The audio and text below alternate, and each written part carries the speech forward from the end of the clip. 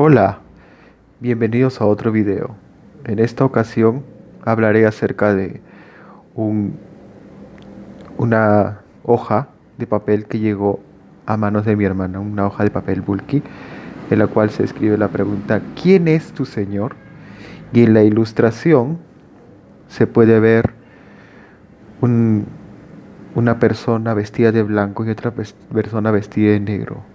Supongo que la persona vestida de negro representa la muerte y la persona vestida de blanco representa a Jesús. Lo interesante es que hay diferentes escaleras hacia cada una de ellas, en la cual se dice odio, amor, mentira, verdad, injusticia, justicia, orgullo, humildad, adulterio, fidelidad, maldad, bondad. Me parece que son contraposiciones de los frutos del Espíritu.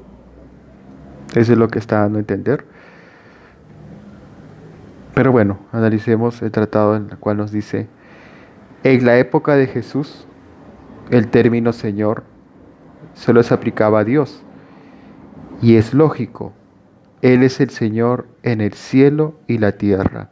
Y se nos da para que leamos un texto de la Biblia, Mateo capítulo 11, versículo 25. Se nos dice: en aquella ocasión, Jesús dijo: te alabo públicamente, Padre, Señor del cielo y de la tierra, porque has escondido estas cosas de los intelectuales y sabios y se los has revelado a los niños pequeños. Si bien es cierto de que Jesús llama en este versículo a su Padre Señor del cielo, y es cierto, al Padre de Jesús en algunas ocasiones se le llama Señor. El contexto de este versículo es en el cual Jesús está explicando la verdadera sabiduría de arriba, quiénes son los merecedores de esa sabiduría. Nosotros respetamos mucho la bien conocida oración a este Señor que se está hablando acá. Jesús enseñó a sus seguidores esta oración que se conoce como la oración del Señor o oración del Padre Nuestro. Esta oración se encuentra en el libro de Mateo, capítulo 6, versículo 9. Mateo 6, 9 dice: ustedes deben orar de esta manera: Padre nuestro que estás en los cielos, que tu nombre sea santificado. Hay un asterisco ahí, el cual nos dice: sea tenido por sagrado, sea tratado como santo. ¿Se ha preguntado alguna vez por qué Jesús puso en primer lugar en esta oración la santificación del nombre de Dios? Después, Él mencionó otras cosas, tales como su venida y que se nos perdonaran los pecados. No obstante, Jesús nos dijo que ante todo oráramos por la santificación del nombre de Dios. No fue mera casualidad que Jesús enseñó a sus seguidores a poner en primer lugar en sus oraciones el nombre de Dios. Claramente, ese nombre era de gran importancia para él, pues lo mencionó vez tras vez. Vamos a ver un texto de la Biblia para corroborar lo que acabo de decir. El libro de Juan, capítulo 12, versículo 28. Juan 12, 28 dice: Padre, glorifica tu nombre. Entonces, del cielo salió una voz que dijo: lo he glorificado y lo volveré a glorificar. ¿Por qué tenía tanta importancia para Jesús el nombre de Dios? Para entender, tenemos que darnos cuenta del punto de vista que se tenía de los nombres en tiempos bíblicos. El primer humano tuvo un nombre, Adán. En la historia de la creación, una de las primeras cosas de que se da informe es que Adán puso nombre a los animales. Cuando Dios le dio esposa a Adán, inmediatamente le llamó mujer. Aún hoy día tenemos la costumbre de dar nombre a las personas. El hecho de que para Dios los nombres son importantes se ve en que, mediante un ángel, Él instruyó a los que llegarían a ser los padres de Juan el Bautista y Jesús respecto a qué nombre dar a sus hijos. Y hubo ocasiones en que Dios cambió el nombre de ciertas personas o les dio nombres adicionales para mostrar el lugar que ocuparían en su propósito. Uno de estos ejemplos lo tenemos en el libro de Génesis 17:5. Acá dice, ya no te llamarás Abraham. ¿Qué significaba Abraham? Acá hay un asterisco. Abraham significaba el Padre es alto, ensalzado. Sigue diciendo acá, tu nombre será Abraham. ¿Qué quiere decir Abraham? Que significa padre de una muchedumbre, multitud o padre de muchos.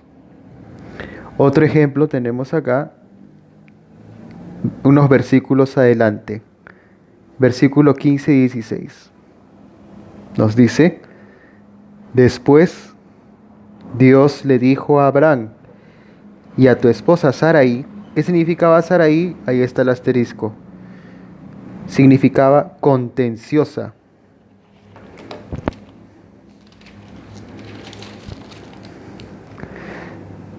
No debes llamarla Sarai, porque su nombre será Sara. ¿Qué quería decir Sara? Significa princesa.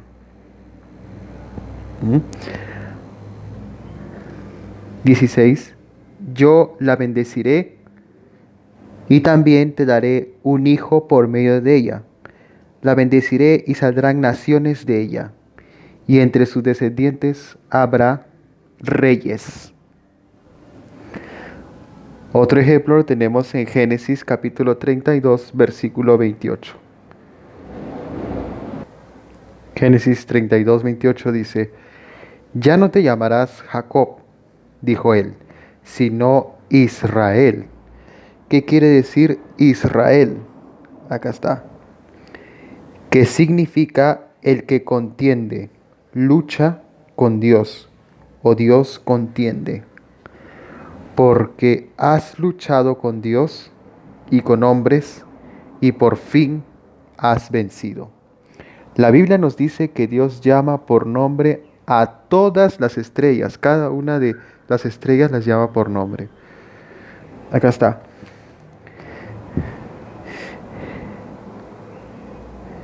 Isaías 40:26. Levanten la vista al cielo y vean, ¿quién ha creado estas cosas?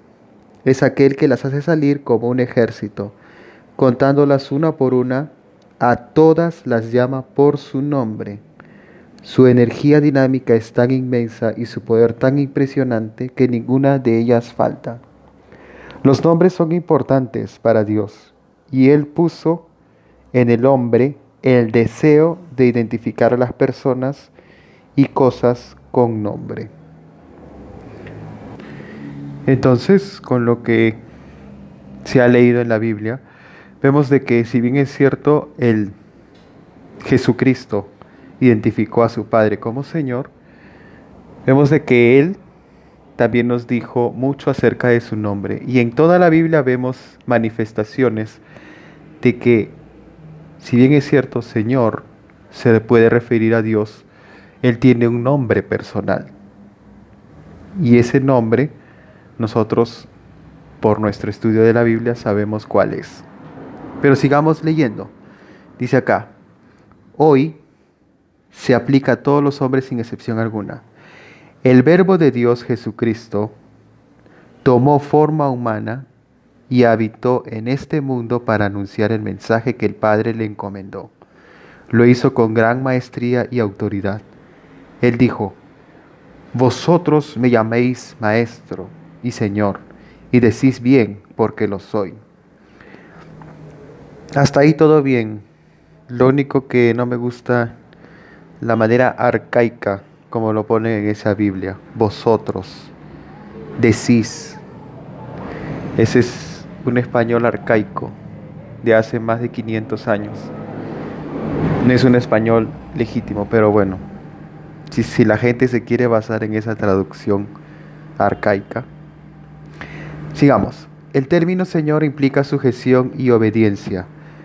Es decir, nadie normalmente podría decirle a alguien Señor sin antes estar bajo sus órdenes. Sobre todo a Dios, quien pregunta, ¿por qué me llamáis Señor, Señor, y no hacéis lo que yo digo? Dijo más, este pueblo de labios me honra, mas su corazón está lejos de mí, pues en vano me honran enseñando como doctrina mandamientos de hombres. Y el Señor exhorta así, porque muchos dicen ser cristianos, pero no le obedecen. Por esta razón el Señor sentenció, no todo el que me dice, Señor, Señor, entrará en el reino de los cielos, sino el que hace la voluntad de mi Padre que está en los cielos. No es simplemente profesar una religión, muchas de ellas enseñan dogmas contrarios a lo que Jesucristo enseñó. Él dijo, profesan conocer a Dios, pero con los hechos lo niegan. ¿Ve usted?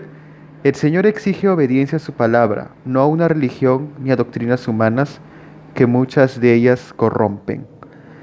Prescindiendo de dónde vivamos, lo más seguro es que hayamos visto que la religión afecta la vida de millones de personas, quizá también la suya.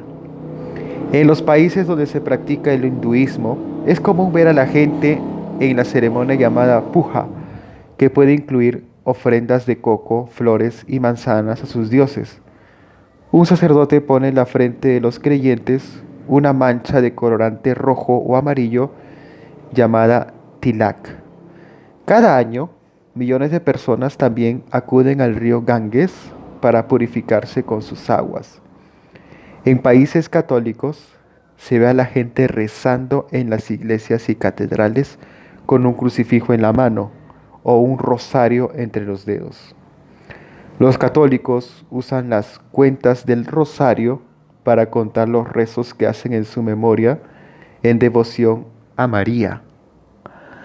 En las tierras protestantes abundan las capillas y las iglesias y los domingos los feligreses suelen vestirse especialmente bien y congregarse para cantar y oír sermones.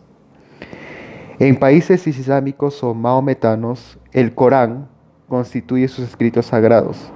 Según la creencia musulmana, fue revelado por Dios y el ángel Gabriel lo dio al profeta Mahoma en el siglo sexto.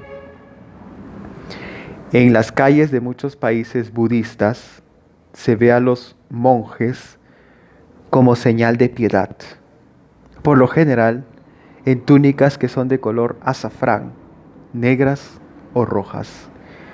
Los templos antiguos con estatuas del Buda evidencian la antigüedad de la fe budista. El efecto del sintoísmo practicado principalmente en Japón se ve en la vida cotidiana por los santuarios de las familias y las ofrendas y los antepasados. Los sintoístas oran libremente hasta por lo más terrenal, incluso éxito en los exámenes.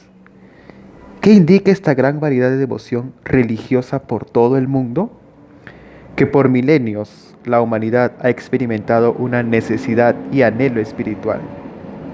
Los sentimientos religiosos se han expresado de muchas diferentes maneras.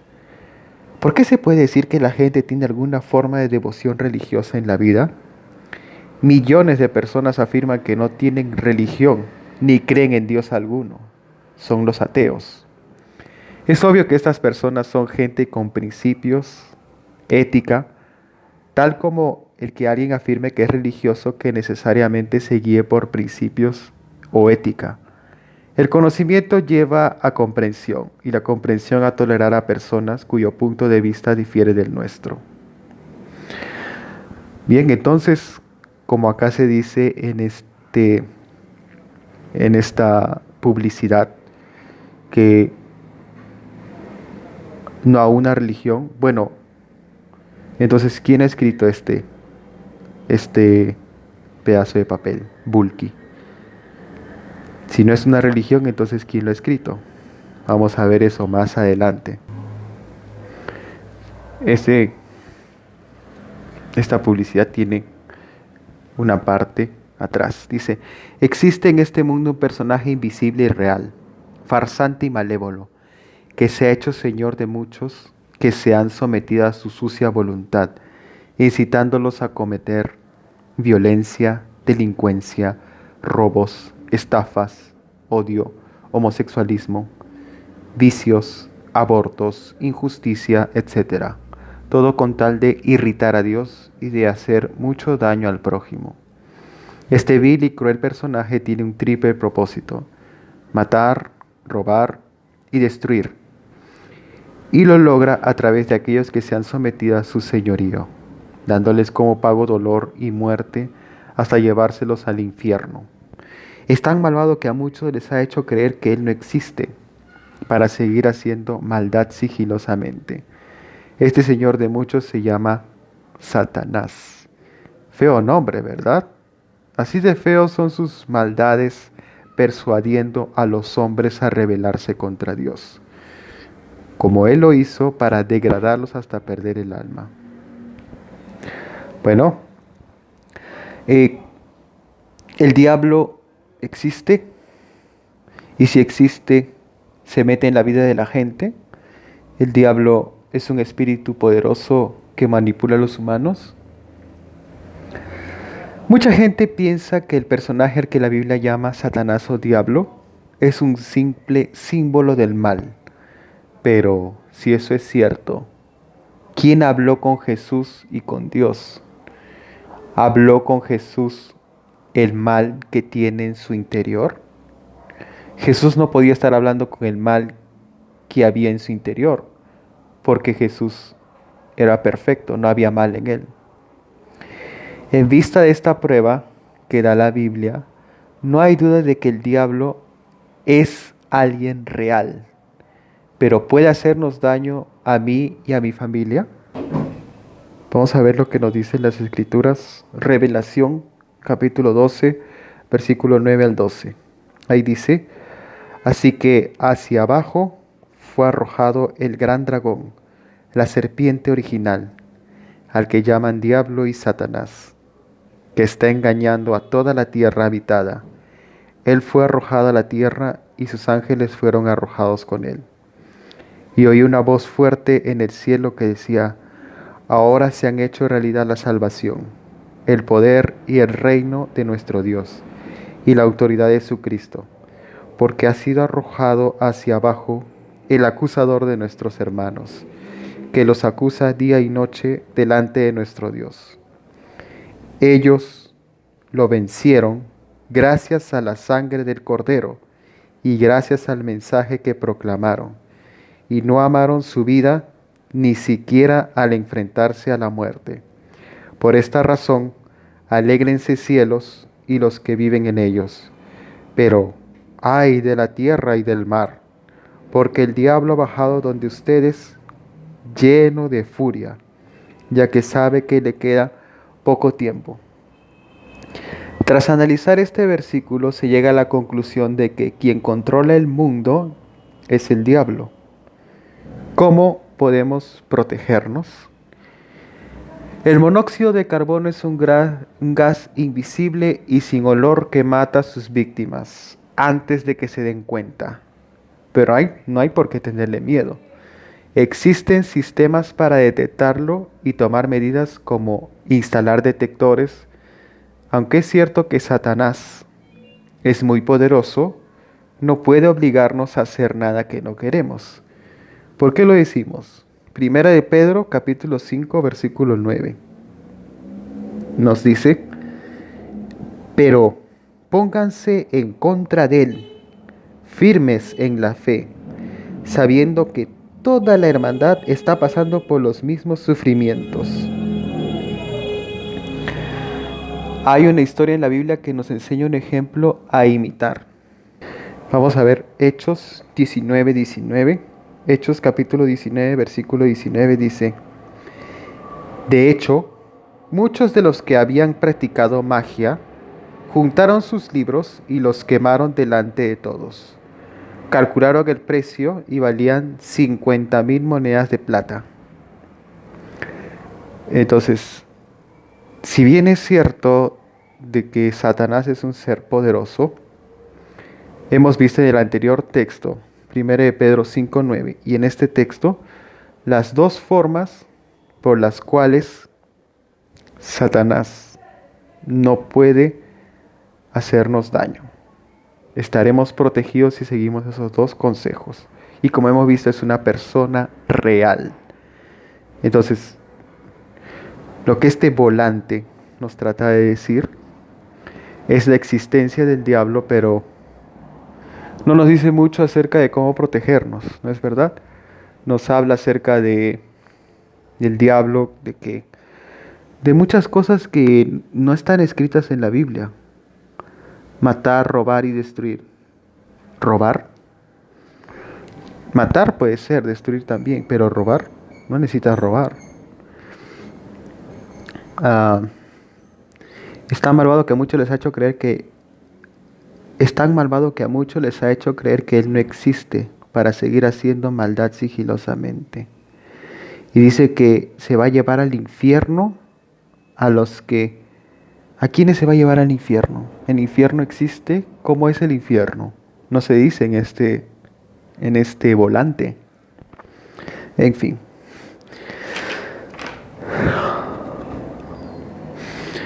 Pero acá la última oración dice: Jesucristo es el fiel y amante Señor que tú y tu familia necesitan. Con solo invocar su nombre puedes salir del fango, del pecado y ser salvo. Con solo invocar su nombre puedes salir del fango, del pecado y ser salvo. Romanos 19, que si confesares con tu boca que Jesús es el Señor y creyeres en tu corazón que Dios le levantó de los muertos, serás salvo. Ya, muchos suelen decir que creen en la Trinidad, pero no todos la entienden. ¿Cree usted en la Trinidad? Porque este último párrafo me está dando a entender de que Jesús es el único para ser salvo. La mayoría de la gente cree en que Jesús es suficiente para hacernos salvos.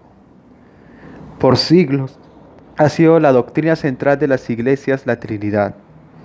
¿Sería de esperarse que no pudiera ponerse en tela de juicio tal enseñanza? Si esta última fuera verdad, la Trinidad, entonces todo nuestro futuro se centraría en Jesús. Pero hay un pequeño problema. Acá dice: y creyeres en tu corazón que Dios le levantó de los muertos. ¿Quién levantó a Jesús de entre los muertos? ¿Dios? ¿El Señor? Pero ya hemos visto en la página anterior, en la otra cara de este volante, que el Señor debe tener un nombre. Ahora, se habló también acerca de las religiones, que no pertenecemos a una religión. Pero ya para terminar el video, vamos a ver la parte de abajo de este volante. La pregunta es: ¿pertenece a una religión? ¿Pertenece a un movimiento? ¿Es la verdad? Pueden decir: no, nosotros no somos una religión. Bueno, para el Estado peruano sí son una religión. O el Estado peruano va a decir: no, esto no es una religión, este es el camino. No, para el Estado peruano es una religión. Entonces, la conclusión que se llega a este volante es que el Señor de nosotros es el Padre de Jesús. Y el Padre de Jesús no es lo mismo que Jesús.